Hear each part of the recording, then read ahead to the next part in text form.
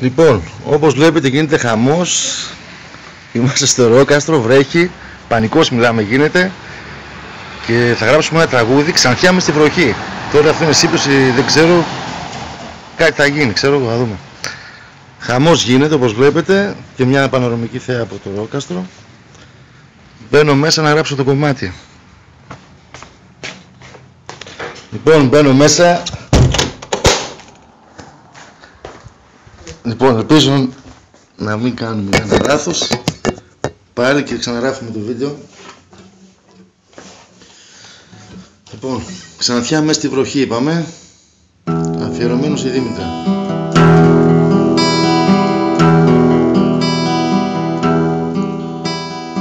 Στον ήλιο αποφάσισα να βγω και να καθίσω.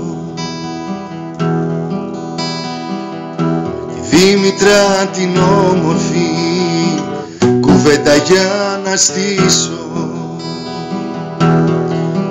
για να της πω για τη ζωή και τα μεγάλα λάθη που κάνουνε οι άνθρωποι με τα μεγάλα πάθη,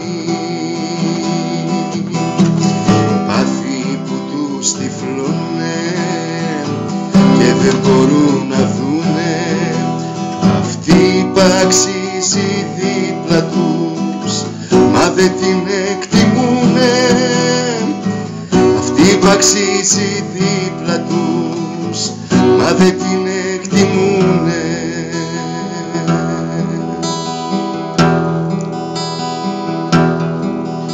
Ψάχνουν να βρουν οι δύστιχοι να έχει θεωρία,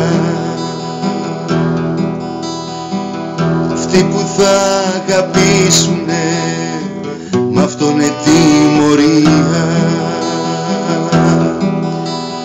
Δήμητρα μην ανησυχείς, θα έρθει και η σειρά σου, σίγουρα κάποιος για να δει τα προτερήματά σου, σίγουρα κάποιος για να δει τα προτερήματά σου. Πάθη που τους τυφλώνε και δεν μπορούν να δούνε αυτή που αξίζει δίπλα τους μα δεν την εκτιμούνε, αυτή που αξίζει δίπλα τους μα δεν την εκτιμούνε.